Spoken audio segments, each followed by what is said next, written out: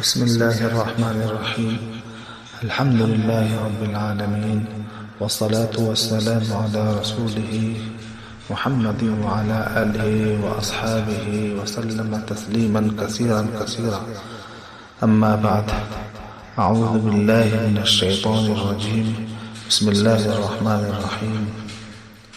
قال الله تعالى: ادعوني استجب لكم. برادران اسلام، آج کی گفتگو کا موضوع ہے دعا ہر شخص کی قبول ہوتی ہے۔ قرآن پاک میں اللہ تعالیٰ نے خود ارشاد فرمایا کہ ادعونی استجب لکم، تم مجھ سے مانگو میں تمہیں دوں گا۔ جو بھی دعا تم مانگو گے تم کو ملے گا، مگر مانگو تو صحیح۔ اور قرآن پاک میں ایک مقام پر یہ بھی ارشاد ہے: وَمَنْ أَصْدَقُ مِنَ اللَّهِ قِيلًا، اور اللہ سے زیادہ سچا کون ہے۔ قرآن کریم کے اندر ایک مقام پر اللہ تعالیٰ نے فرمایا: وَعْدَ اللَّهِ حَقًّا، اللہ کا وعدہ صحیح اور سچ ہے۔ نبی اکرم صلی اللہ علیہ وسلم نے فرمایا: الدعاء سلاح المؤمن، دعا مومن کا ہتھیار ہے۔ انبیاء کرام علیہ السلام اور صحابہ کرام رضی اللہ عنہ اجمعین اور اولیاء کرام نے دعا کے اسی ہتھیار کو اپنی تمام کامیابیوں اور فتوحات کا ذریعہ بنایا، اور دل سے جو دعا مانگتا ہے حتیٰ کہ غیر مسلم بھی اس کی بھی دعا اللہ قبول فرماتے ہیں۔ فرعون کو دیکھ لیجئے،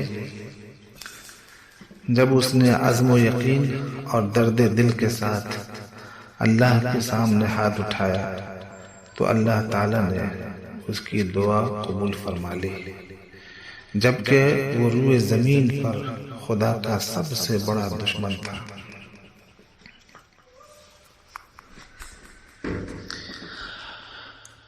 حضرت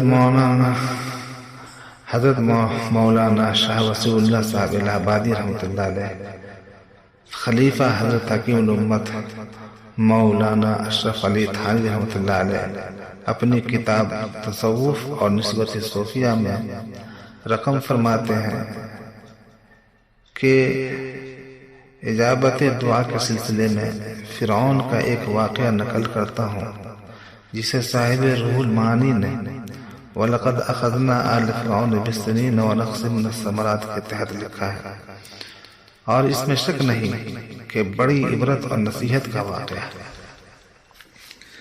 اور نقل کرنے والی شخصیت اپنے وقت کے عظیم اللہ کے برگزیدہ اور مقبول بزرگ اور محبوب الاولیاء ہستی ہے۔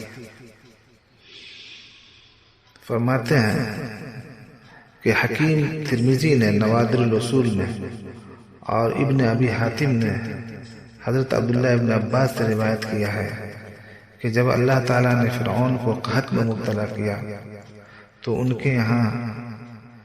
کے یہاں کی ہر چیز خشک ہو گئی، تمام جانور اور مویشی مر گئے، یہاں تک کہ مصر کا دریائے نیل بھی خشک ہو گیا۔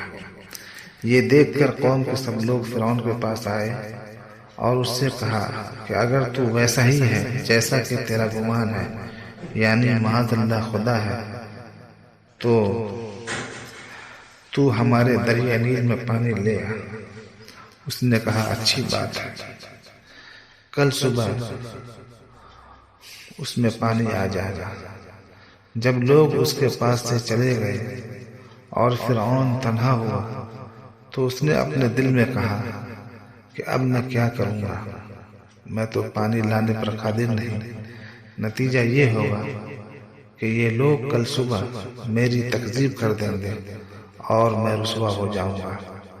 چنانچہ جب آدھی رات ہوئی تو فرعون اٹھا اور اس نے غسل کیا اور صوف کا جبہ پہنا، صوف یعنی اون کا جبہ پہنا، اور ننگے پاؤں نیل کے پاس آیا اور دریا کے بیچ میں کھڑے ہو کر یہ دعا کی، اے اللہ، تو جانتا ہے کہ میں تجھ کو اس بات پر قادر سمجھتا ہوں کہ دریائے نیل کو پانی سے بھر سکتا ہے، لہذا تو اسے پانی سے بھر دے۔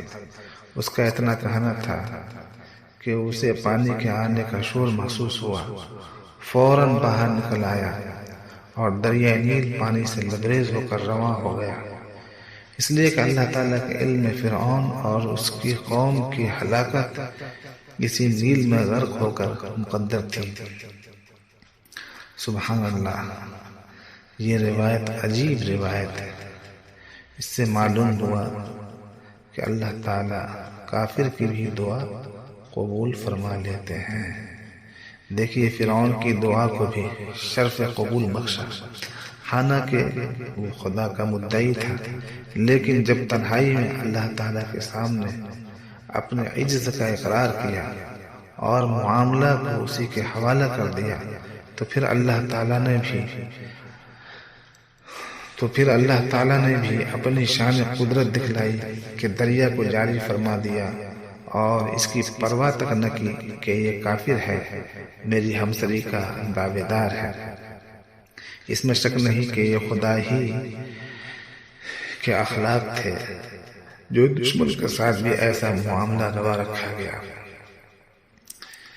یہ اخلاق الہیہ ہی ہے کہ دشمن کے ساتھ ایسا معاملہ روا رکھا گیا، دوسرا ایسا کوئی نہیں کر سکتا تھا۔ یہاں میں اتنی بات کہتا ہوں کہ جب کافر کی دعا کے ساتھ اللہ تعالیٰ نے یہ معاملہ فرما دیا، تو اگر اللہ تعالیٰ سے کوئی مومن، موحد اور اللہ تعالیٰ کا جاننے والا خلوص کے ساتھ صرف دل سے حالت اضطرار میں، بے قراری میں اپنی کوئی حاجت طلب کرے گا تو کیا اللہ تعالیٰ اسے قبول نہیں فرمائیں گے؟ ضرور قبول فرمائیں گے۔ دوست تارا کجا کنی محروم، تو با دشمنہ نظر داری۔ میں اپنے احباب کو وصیت کرتا ہوں کہ اس قصہ کو بار بار پڑھیں اور اپنے ذہن میں مستحضر کر لیں۔ اس کی وجہ سے اللہ تعالیٰ کی قدرت اور رحمت پر بھی نظر ہو جائے گی، اور انشاءاللہ معرفت کا بھی کچھ نہ کچھ حصہ ضرور نصیب ہو جائے گا۔ انشاءاللہ آئندہ پھر دعا کے موضوع پہ باتیں آپ کے سامنے رکھی جائیں گی۔ اللہ تعالیٰ سے دعا فرمائے کہ دعا کی عظمت کو ہمارے دلوں میں اللہ تعالیٰ ڈال دے۔ آمین۔